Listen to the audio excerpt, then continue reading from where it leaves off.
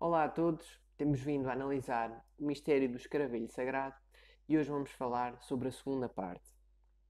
Depois de termos visto os hieroglifos antigos e o seu simbolismo e significado, hoje vamos falar um pouco sobre a fractalidade do universo, mas antes de passarmos para isso, um pequeno texto para consolidar esta crença do deus Kefri, o escaravelho sagrado.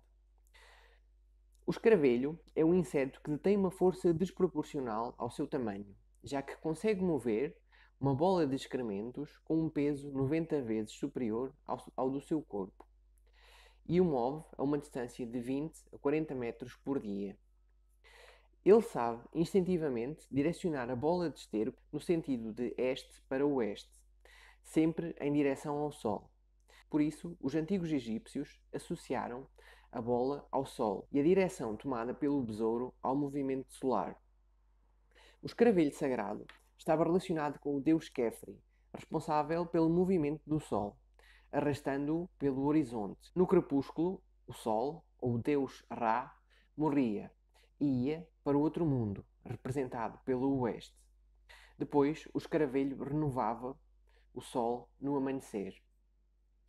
No Egito Antigo, acreditava-se que o escaravelho era assexuado e só existiam machos que se reproduziam depositando os seus gametas numa bola de esterco. A suposta autocriação do besouro assemelhava-se ao do deus Kefri, que se autocria a partir do nada e, como tal, foi utilizado para o representar.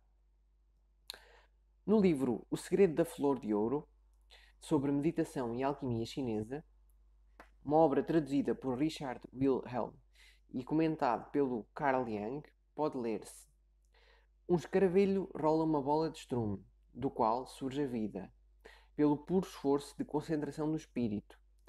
Se a vida pode vir até de uma bola de esterco, como não seria possível produzir um corpo concentrando o espírito onde a mente celestial repousa quando o embrião sai da casca? E esta obra foca-se muito no trabalho interno e na meditação para conseguir produzir o corpo dourado, como é assim chamado. Hoje sabe-se que, na verdade, existem também escaravelhos fêmea, mas os princípios que os egípcios queriam transmitir são imutáveis. O escaravelho foi escolhido como símbolo para representar algo superior e não o contrário. O escaravelho simbólico representa a autocriação. O escaravelho está associado à ressurreição, à renovação e à sabedoria divina e traz a mensagem de que a eternidade vive no nosso interior, levando-nos à conexão com o eterno. Representa também a sabedoria devido à sua capacidade e engenhosidade de transformar o esterco numa bola perfeita que, a posteriori, serve de alimento e veículo para dar vida aos seus descendentes.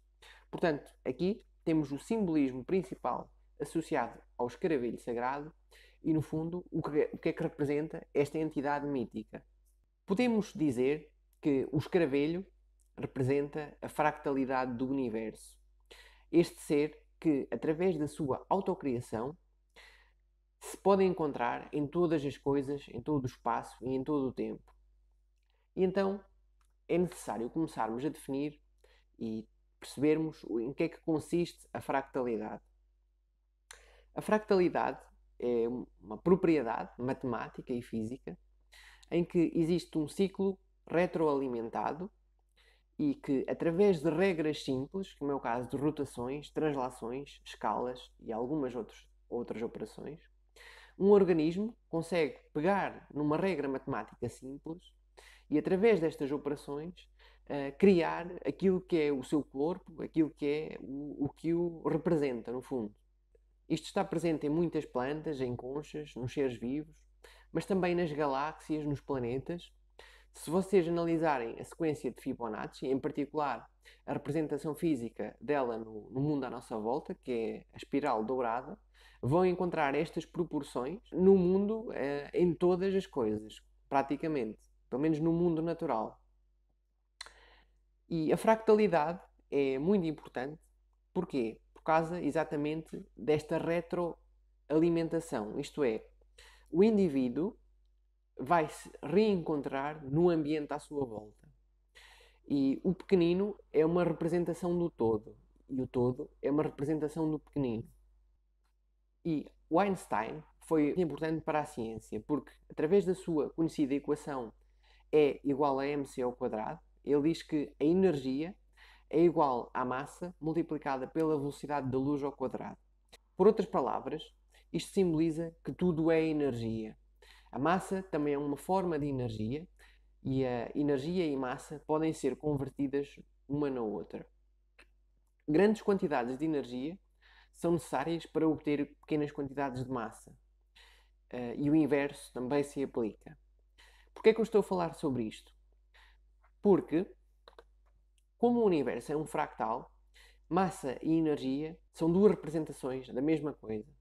E uma forma de percebermos isto é através de um conjunto de números chamado o Mandelbrot. Uma equação com algumas similaridades à equação de Einstein, mas em que massa e energia podem ser vistas como estando em constante harmonia e em que uma é a representação e a retroalimentação da outra. Z igual a z ao quadrado mais c. Podíamos pensar neste z como sendo a massa e a energia. E através desta fórmula, é claro, z e c são números complexos que podem ser manifestados e expressos pelo plano duas dimensões, mas quando nós aplicamos esta fórmula, chegamos a uma forma que se autogera e uma forma que é altamente fractal. Porquê? Dentro desta fórmula, à medida que nós vamos fazendo zoom, explorando as fronteiras desta forma, vamos chegar à conclusão que o zoom é infinito e é possível entrar cada vez mais em níveis mais profundos e continuar a observar as mesmas formas e observando também à volta dessas formas figuras mais complexas.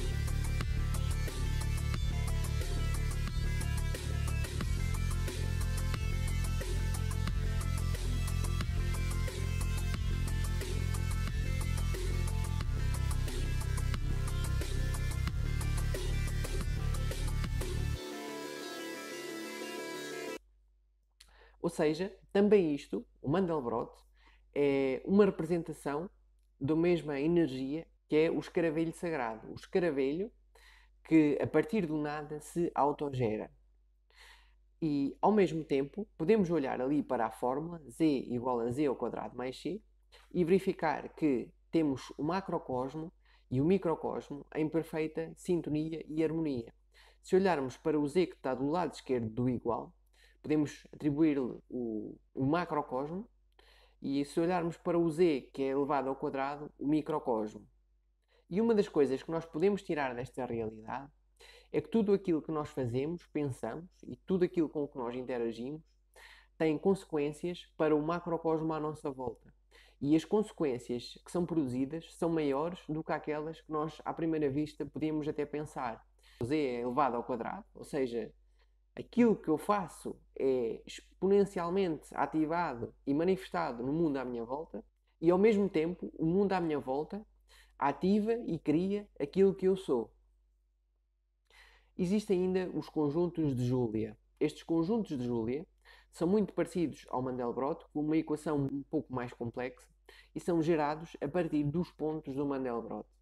E aqui o que eu gostaria de destacar é que quando encontramos um conjunto de Julia dentro do Mandelbrot, da forma do Mandelbrot, a forma escura, os pontos desse conjunto estão todos unidos, e se encontrarmos um ponto fora do Mandelbrot, os pontos representados por o conjunto que está fora são pontos separados, são pontos desconexos.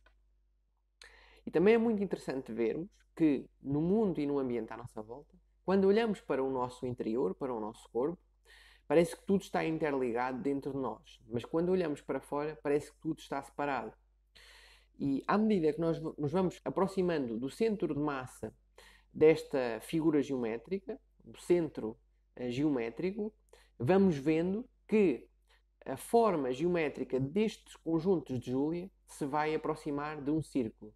Ou seja, no fundo, podemos dizer que no ponto único da existência está a singularidade. A singularidade depois é expandida e nos dá forma, e a partir dessa forma irradiamos para todo o mundo e para todo o macrocosmo, tendo a interpretação de que as coisas são desconexas de nós mesmos.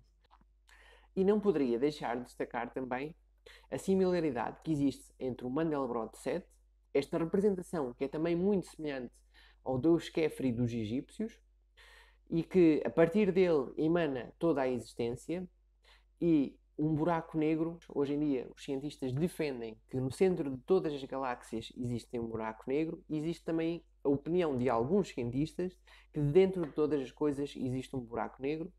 Eu estou perfeitamente de acordo com esta teoria. Eu penso que dentro de cada átomo e dentro de cada coisa existe um buraco negro. Por exemplo, dentro de nós, sabemos que temos o campo eletromagnético mais forte, é o do nosso coração. E o que é que estaria no centro deste campo eletromagnético? Também um buraco negro. Um buraco negro que é o ponto de singularidade para onde convergem todas as nossas energias.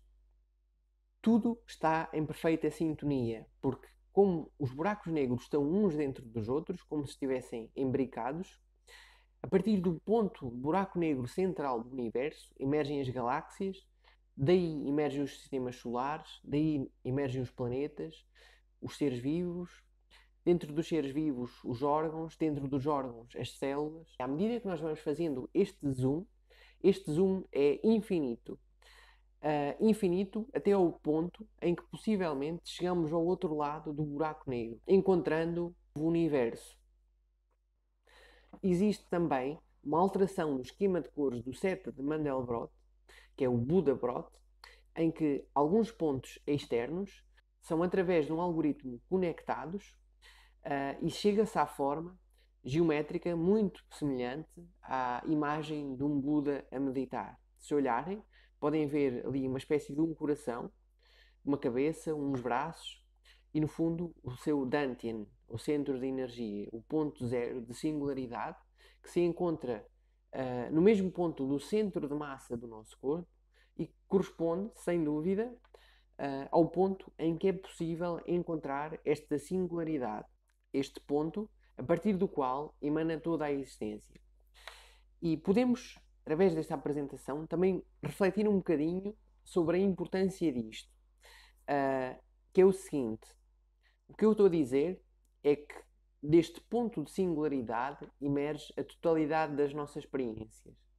E quando nós começamos a olhar para dentro, a mudar a nossa forma de pensar, a mudar a nossa forma de agir, a confrontar-nos com a realidade à nossa volta, externa e interna, vamos começando a evoluir, vamos começando a despertar e encontrando a verdade de quem somos. E ao fazermos isso, estamos a alterar não só a nós, mas a alterar também o mundo à nossa volta. Porque, como podem ver, através desta apresentação e da outra que eu já mostrei no vídeo anterior, no fundo, tudo é um. Este um tem a capacidade de se mudar constantemente e de atingir planos de existência e de consciência cada vez mais profundos. À medida que nos aproximamos deste centro, este centro em que somos toda a existência, num buraco negro. Um buraco negro que emana e que se mostra na matéria, se experiencia na matéria, mas que não é matéria. Porque o ser humano é muito mais do que a matéria.